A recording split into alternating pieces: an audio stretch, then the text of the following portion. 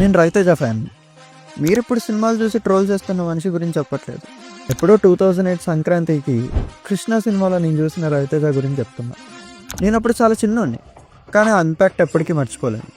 అప్పటి నుంచి ఈ మనిషే నాకు cinema. Raviteja Rajamouli direction dominate చేసిన స్టేజ్ నుంచి ఇప్పుడు మనం చూస్తున్న డౌన్ఫాల్ వరకు నేను ఫ్యానిజం చేస్తూనే ఉన్నా.